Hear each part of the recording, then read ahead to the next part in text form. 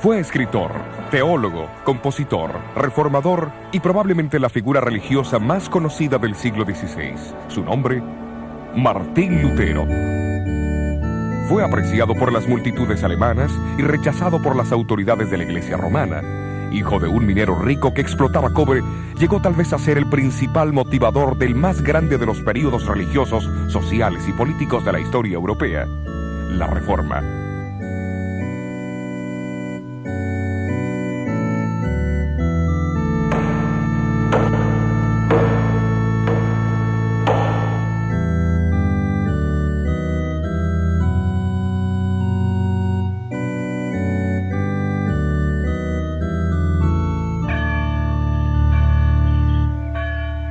Los europeos que vivieron en el comienzo del siglo XVI probablemente tuvieron poca noción de los cambios que irían a arrasar con los conceptos de la vida medieval.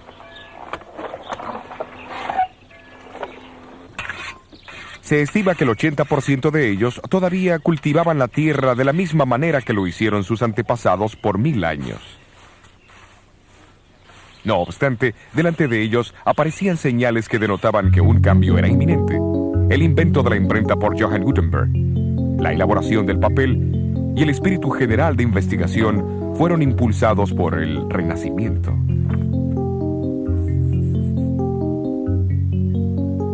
Hasta el año 1450, Europa poseía menos de 100.000 libros.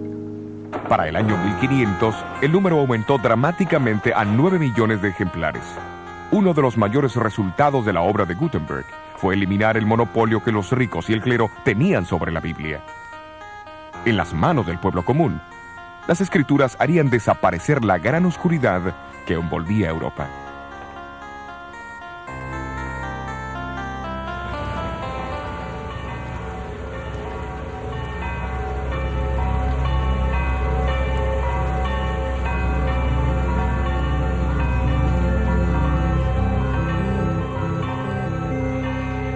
Elevándose por encima de reyes y súbditos, se encontraba la iglesia medieval.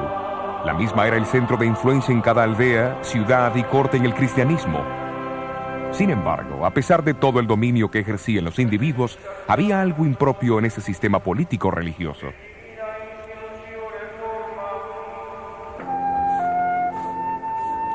Europa estaba llena de personas pobremente educadas, de sacerdotes y monjes haraganes y amadores de placeres, que se interesaban más en los beneficios personales del sacerdocio y el poder que les confería que el del mismo bienestar espiritual de aquellos a quienes deberían servir.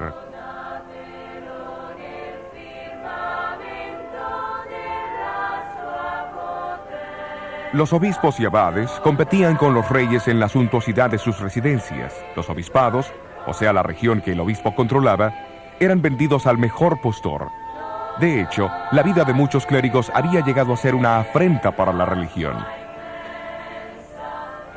Se le enseñaba a la gente que si se confesaban regularmente ante un sacerdote, pagaban sus diezmos y ofrendas, asistían a la misa, participaban de un peregrinaje hacia el santuario del santo más celebrado o realizaban algún acto de mortificación corporal. La salvación estaba asegurada. Ya en el siglo XVI, la Iglesia se había desviado de la simplicidad, de la pobreza y del poder espiritual de sus raíces. ¿Cómo ocurrió semejante cambio?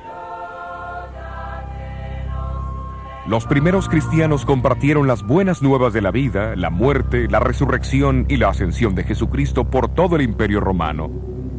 Enfatizaron que la salvación se encontraba solo en Cristo y que era un regalo recibido por la gracia de Dios y la fe en Él. Aquellos que respondían al llamado se unían a su iglesia, pero esa iglesia muy pronto estaría como una fortaleza sitiada.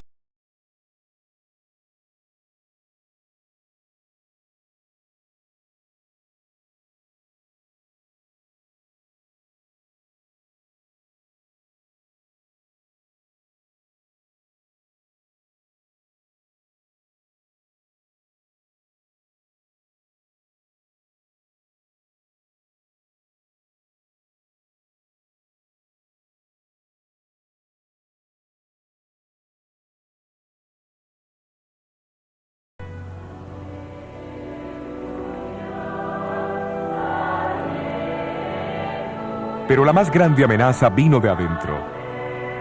En el libro de los Hechos encontramos al apóstol Pablo advirtiendo a los obispos y ancianos que de en medio de ellos saldrían hombres que distorsionarían la verdad para conseguir adeptos. En la segunda carta a los tesalonicenses, alertó a la iglesia de la futura rebelión interna que revelaría lo que llamó el hombre de pecado, que se opondría y se exaltaría sobre todo lo que se llama Dios y es objeto de culto.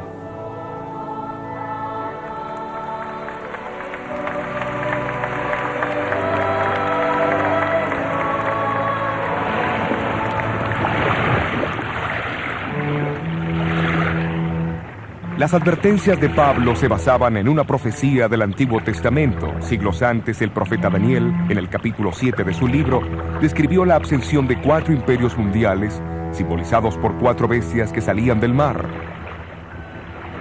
Un león, un oso, un leopardo de 4 cabezas y una cuarta bestia terrible con 10 cuernos. Describió también cómo el cuarto imperio sería el más fuerte de todos, pero que se dividiría en 10 reinos menores. Y de estos 10 reinos menores, representados por los 10 cuernos en la cabeza de la cuarta bestia, saldría otro cuerno o reino que sería más imponente que los otros. Él mismo haría guerra contra el pueblo de Dios, y hablaría blasfemias contra el Altísimo, y pensaría también en cambiar los tiempos y la ley perfecta de Dios.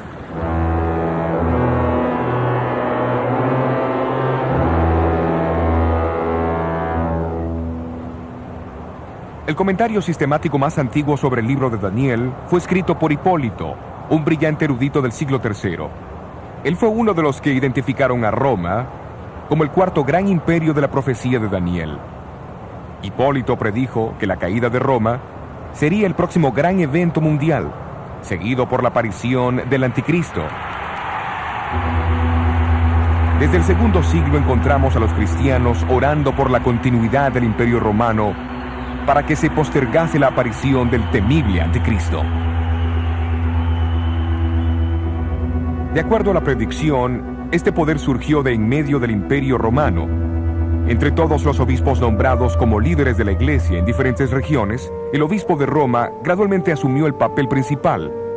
El pastor de Roma, la reina de las ciudades, llegó a ser el rey de los obispos.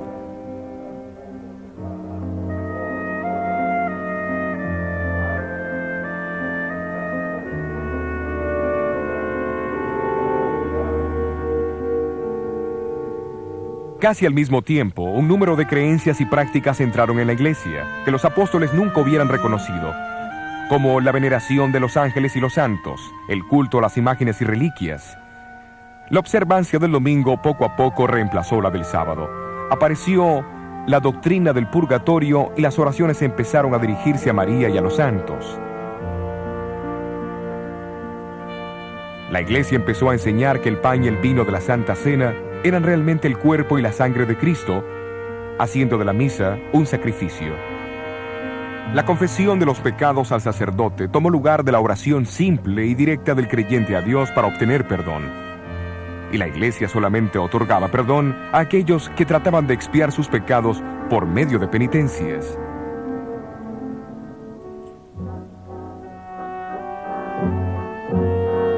Por obsequios y servicios rendidos a la iglesia o por buenas dádivas, el Papa y sus obispos proveían lo que llamaban indulgencias. Estas podían acortar y aún cancelar el sufrimiento de los pecadores en el fuego del purgatorio.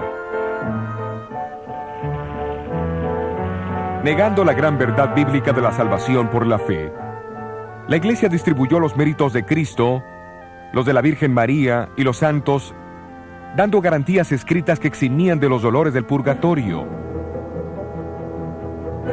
Podía comprarse de un obispo la absolución de años de castigo en el purgatorio al reparar una iglesia, construir un puente o cercar un bosque, así como al recitar cierto número de plegarias o el hacer un peregrinaje para ver las reliquias de los santos.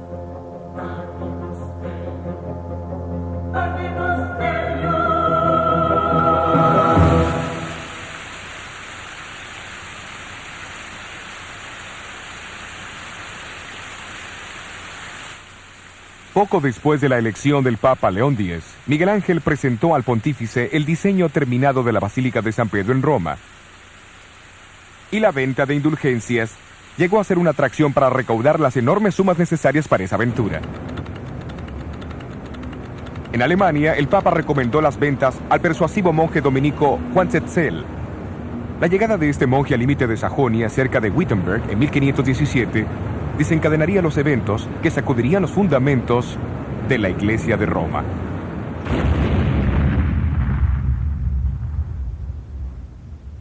La Iglesia del siglo XVI se había apartado de la verdadera fe y necesitaba desesperadamente una reforma.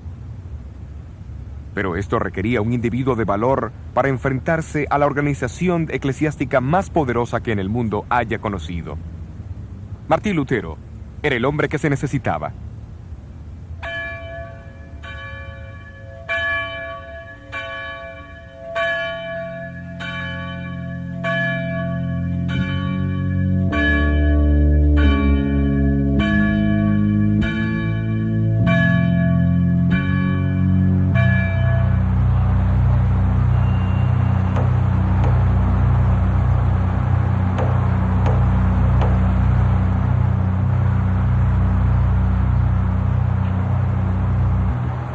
Fue en la víspera del Día de los Santos, octubre 31 de 1517, cuando Martín Lutero eligió clavar las 95 tesis en la puerta de la iglesia de Wittenberg.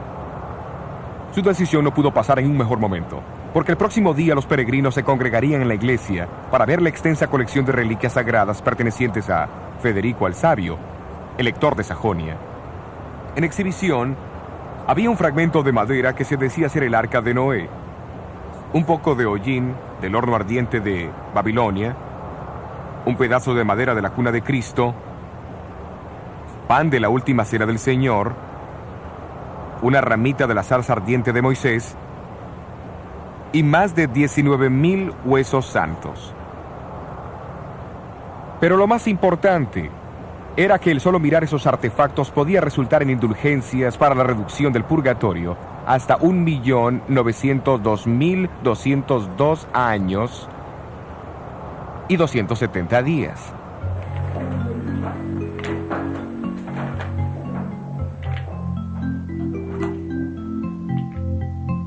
Aunque la intención de Lutero solo había sido usar su tesis para debate académico, él no pensó en la invención de la imprenta de Gutenberg. Al cabo de 2 semanas, su tesis en contra de las indulgencias y la proclamación del poder papal se leyeron por toda Alemania. En pocos meses, todos los cristianos conocían sus escritos.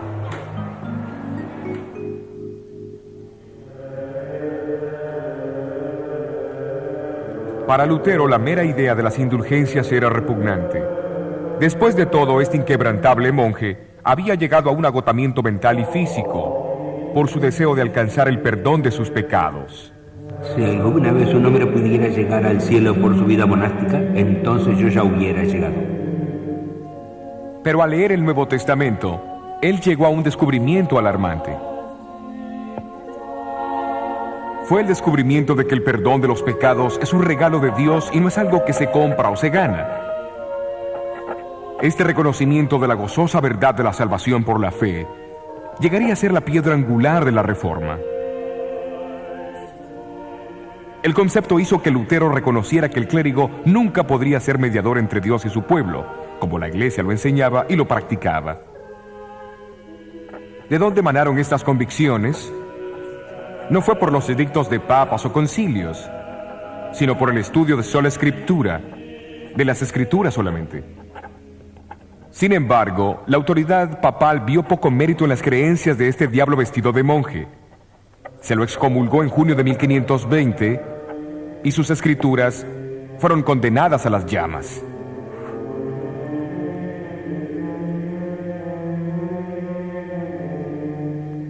Fue en ese tiempo que Lutero enfocó su estudio de las escrituras en las profecías de Jesús, Daniel, Pablo y Juan, en relación con el surgimiento del anticristo.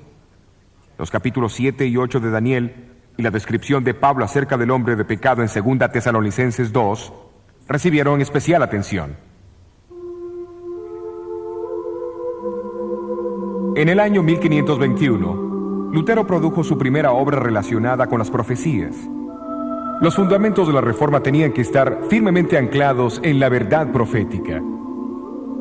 Al identificar al Papa como el Anticristo en 1521, Lutero unió su voz a la de muchos ilustres eruditos de la Biblia que le habían precedido. Hombres como el predicador bohemio Juan Milix, quien 150 años antes había clavado una plaqueta en la antigua catedral de San Pedro, declarando que el Anticristo ya había tomado su lugar en la iglesia.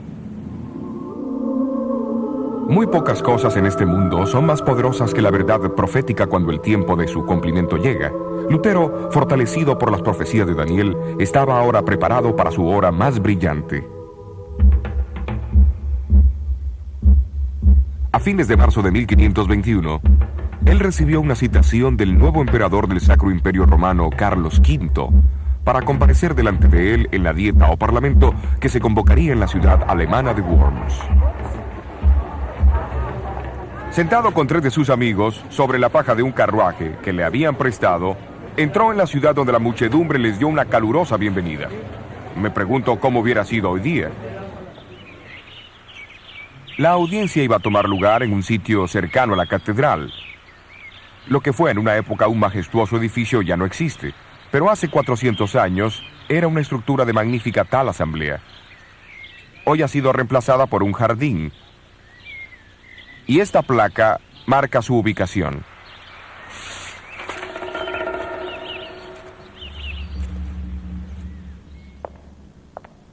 Nunca antes, en ninguna época, había comparecido un humilde monje ante tantos reyes, príncipes, nobles, diputados, embajadores, varones, señores de la realeza, obispos y prelados de la iglesia. Lutero no tenía nada más que lo sostuviera que su fe en Cristo y en las Escrituras. Cuando se le pidió que se retractara de sus escritos, pronunció las palabras que sacudirían al mundo. Menos que esté convencido por la razón y las Escrituras, yo no acepto las autoridades de papas y concilios, porque ellos se contradicen. Mi conciencia está cautivada por la palabra de Dios. Yo no puedo, ni quiero retratarme en nada, porque ir en contra de la conciencia no es correcto, ni prudente. Esta es mi posición. No puedo cambiar. Dios, ayúdame. Amén. Un monje solitario en contra de la antigua y casi universal opinión de la raza humana. Pero esa conciencia, cautivada por la palabra de Dios, yace en el corazón de la reforma de la Iglesia. Es notable que en la dieta de Worms, Lutero no fue acusado de enseñar una nueva herejía, sino de apoyar las opiniones de otros que vinieron antes que él. Entre ellos estaba el estudiante inglés Juan Wycliffe, que fue llamado la estrella matutina de la Reforma.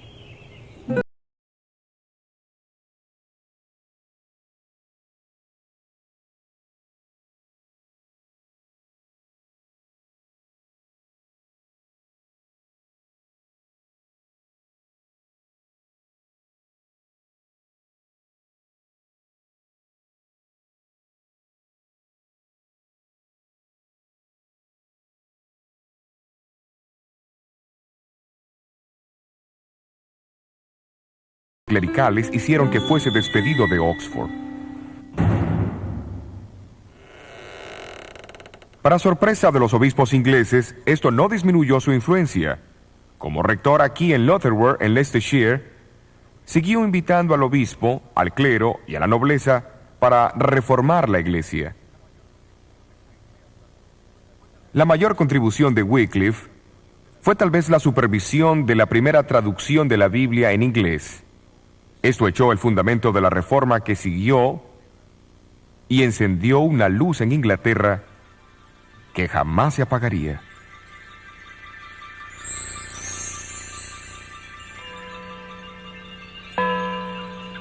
Wycliffe falleció en diciembre de 1384.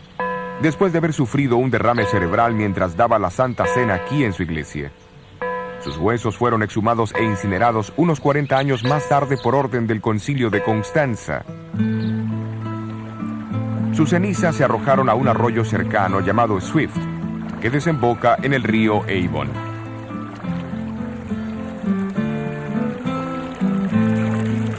El río Avon al Severn, el Severn hacia el mar, como la obra de Wycliffe, las aguas se extenderán.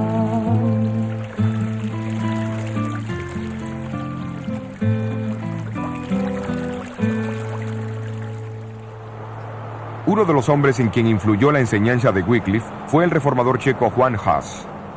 Como Wycliffe, Hus sostenía que el pueblo de Dios no está sujeto a las decisiones de los concilios, pues estos contendían en contra de las leyes de Cristo. Para Hus, la Biblia era la autoridad suprema. En 1412 fue colocado bajo la interdicción real. Hus declaró que le ocurría eso por predicar a Cristo y su evangelio y denunciar al anticristo. Cuando Hus fue llamado a responder por los cargos de la herejía, el emperador Sigismundo le prometió un salvoconducto hasta Constanza, pero al llegar ahí, fue arrojado al calabozo.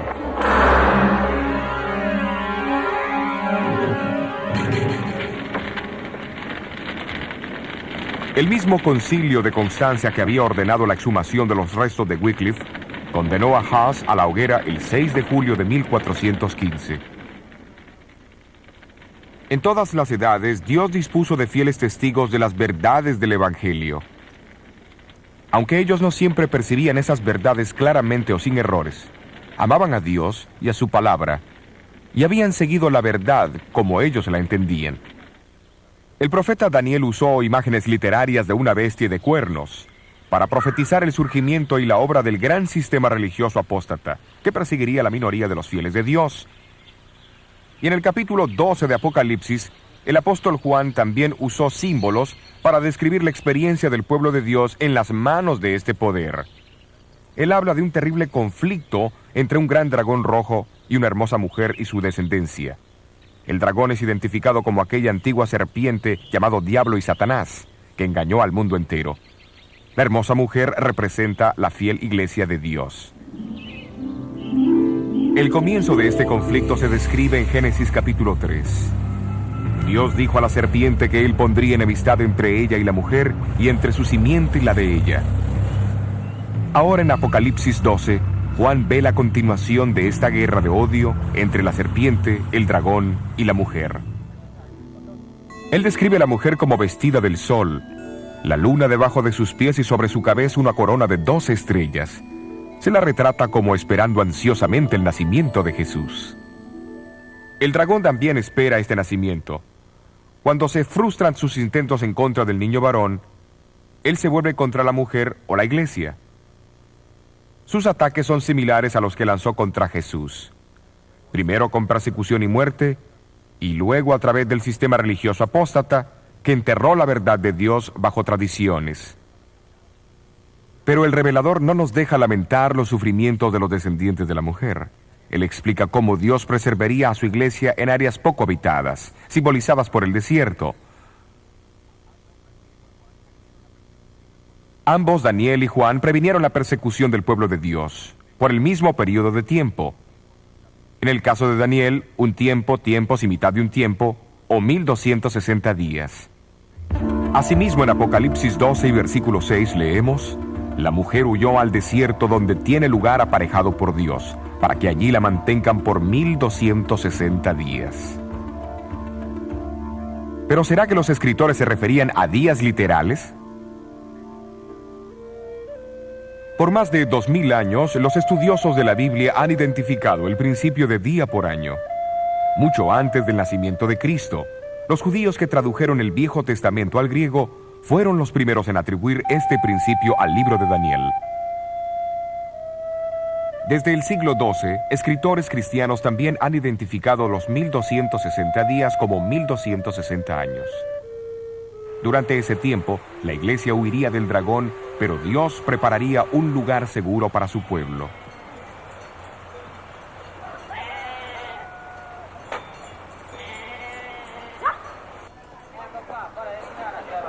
Uno de esos lugares donde las verdades del Nuevo Testamento fueron preservadas del creciente poder del obispo de Roma fue en el norte de Italia. Al final del siglo IV, el obispo de Milán, Ambrosio, proclamó una teología evangélica que es difícil de separar de aquella redescubierta por la fe protestante 1000 años más tarde.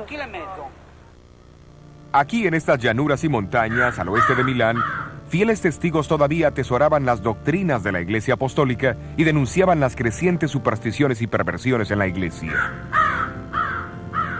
Claudio, obispo de Turín, quien es con frecuencia llamado el protestante del siglo IX, también sostuvo la autoridad de las Escrituras.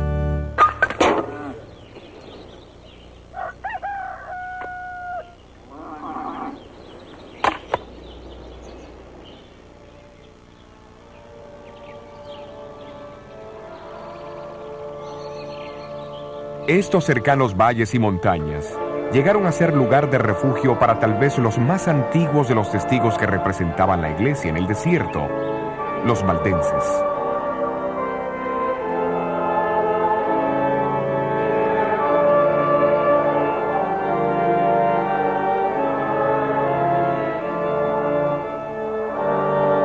Su devoción y perseverancia llenan algunas de las páginas más brillantes de la historia de la iglesia. Muchos han mantenido que el nombre valdenses es derivado de Pedro Gualdo, que fundó el grupo Poor Men's of Lyons a fines del siglo XII. Pero la historia demuestra que grupos evangélicos en el norte de Italia sostuvieron las enseñanzas de la Iglesia Apostólica mucho antes de la llegada de Gualdo. Fuera de la sede central de la iglesia valdense en Torre Pellice, se encuentra esta estatua de Henry Arnault, el famoso líder de los valdenses del siglo XVII, o los Vaudois, como se los llamaban. Él una vez dijo de su pueblo: en realidad los Vaudios son descendientes de aquellos refugiados de Italia, quienes después de San Pablo predicaron el Evangelio ahí. Después huyeron de su hermoso país como la mujer del Apocalipsis, a estas montañas agrestres, donde hasta este día han pasado el Evangelio de padre a hijo en la misma pureza como lo fuera predicado a Pablo.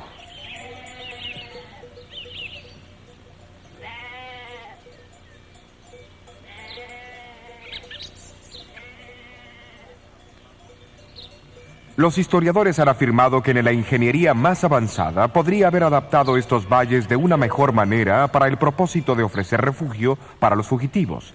Cada uno se une al otro como una serie de cámaras entrelazadas que como un todo forman una sola fortaleza de increíble resistencia. Y fue a esta fortaleza, preparada para ellos por el mismo Dios, hacia donde huyeron los valdenses durante los 1260 años de supremacía papal.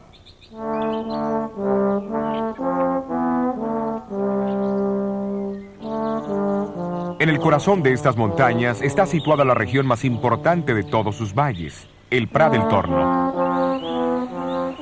A este valle, bañado por el río Angroña y rodeado de maizales, pastizales, árboles frutales y enormes castaños, volvían los valdenses, cuando eran atacados por sus enemigos. Fue aquí también donde fueron entrenados sus misioneros, en el colegio de Barbes. La Biblia era su único libro de texto.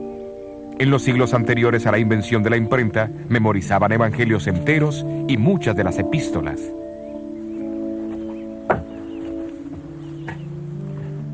Aquí, sobre esta antigua mesa de piedra, los estudiantes de Barbes tomaban turnos para transcribir las escrituras al vernáculo romántico, puesto que los valdenses fueron uno de los primeros pueblos de Europa que obtuvieron la traducción de las escrituras.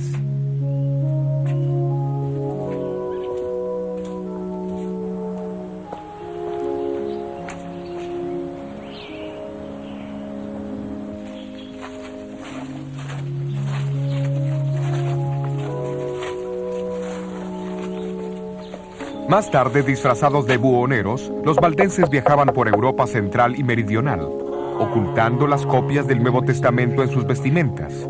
Les era posible dejar más que simples conveniencias materiales a sus clientes.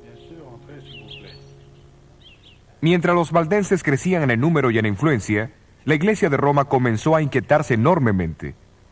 La misma reconoció que si se permitía que este movimiento se expandiera, lograría superar todo lo que a Roma le había llevado siglos para alcanzar. A comienzos del siglo XIV comenzó la terrible furia de los inquisidores papales. Los sencillos y pacíficos valdenses llegaron a formar parte de la Iglesia del Desierto, como Juan el Revelador había predicho. Pero así como en Apocalipsis 12 dice que la tierra ayudó a la mujer y la tierra abrió su boca y tragó el río que había echado el dragón de su boca, así las montañas dieron protección a los valdenses durante las cruzadas organizadas.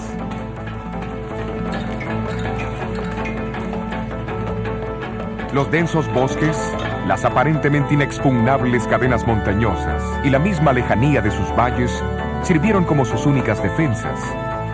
Cuando sus villas e iglesias fueron poco a poco destruidas, las muchas cuevas entre las rocas vinieron a ser sus casas y catedrales. Esta cueva se encuentra en el Valle de Angroña, no muy lejos del Prat del Torno. Es conocida como la Iglesia de la Cueva y no es muy difícil ver por qué los enemigos de los valdenses tenían dificultades para encontrar los escondrijos.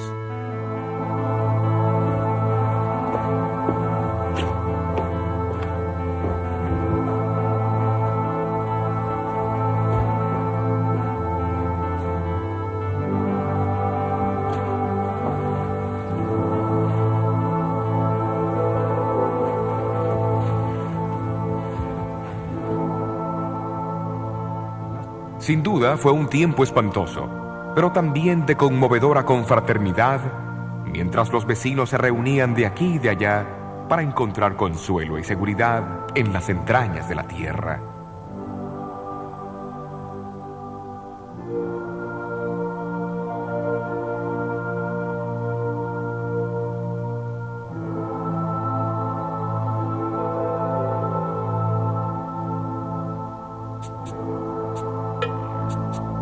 En 1487, apenas 4 años después del nacimiento de Lutero, el Papa Inocente VIII determinó purgar los valles de sus habitantes, prometiendo la remisión de todos sus pecados a aquellos que se unieran a la cruzada.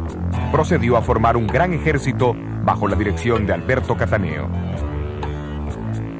Cataneo acampó su ejército al pie del enorme Castelluso, cerca de la capital del valle Torre Pellice.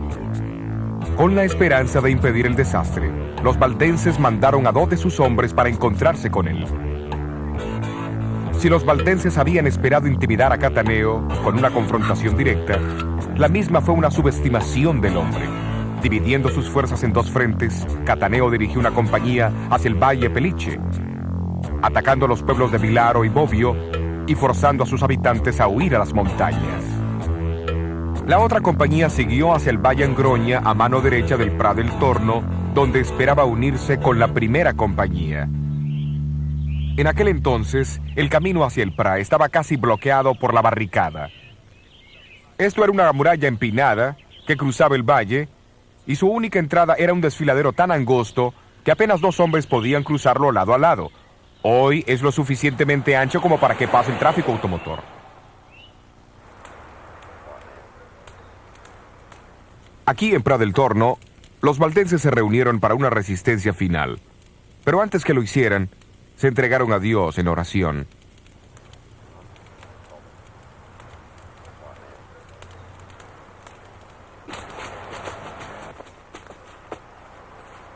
¿Enviaría Dios a su ángel para bloquear el camino del invasor? ¿O extinguiría la llama vacilante de la verdad de Dios para siempre?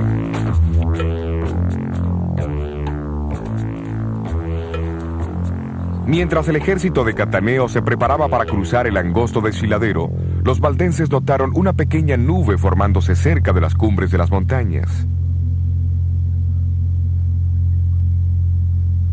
La nube se expandió y se oscureció rápidamente hasta que finalmente cubrió el valle.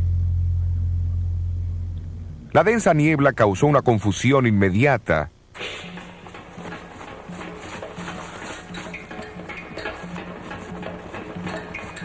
Sacando ventaja de los cambios de condiciones, los valdenses escalaron los senderos secretos sobre los invasores y comenzaron a arrojar grandes rocas sobre los soldados. En medio del pánico que cundió, las fuerzas de Cataneo comenzaron a luchar unas contra otras hasta que no quedó ni un solo hombre.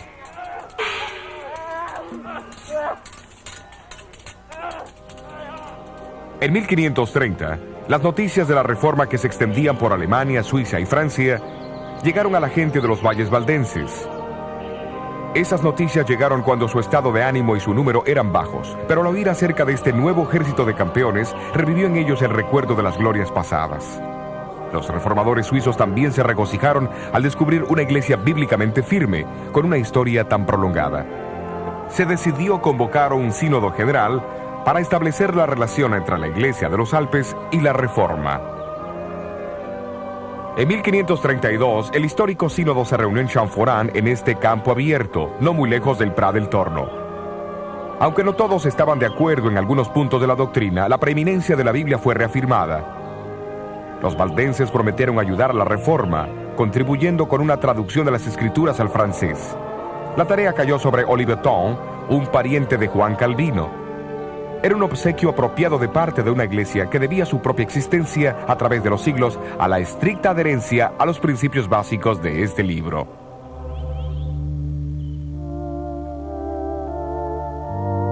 Trágicamente, las persecuciones a los valdenses no cesaron con la Reforma. En realidad, se intensificaron en los años que siguieron, llegando a su culminación en el siglo XVII.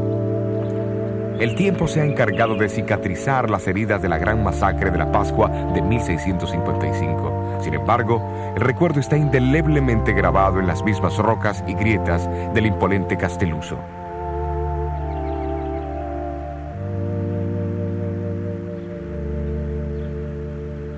Esta placa indica el sitio de la cueva al pie del Castelluso, que tantas veces protegió al pueblo valdense durante las persecuciones.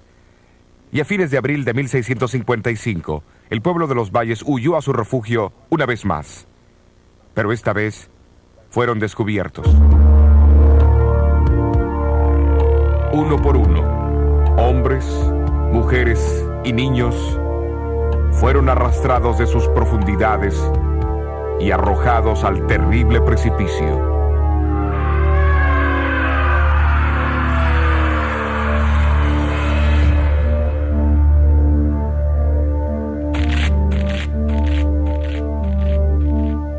Toda la Europa protestante reaccionó con dolor y compasión.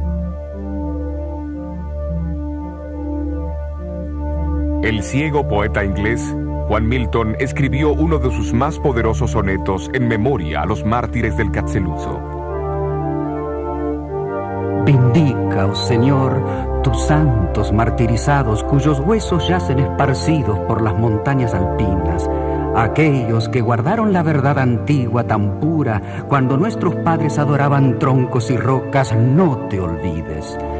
En tu libro graba los gemidos de quienes fueron tus ovejas y en su antiguo aprisco asesinados por los sanguinarios piamonteses que arrojaron a las madres y sus niños al rocoso abismo. Sus lamentos los valles repitieron a los montes y estos a los cielos.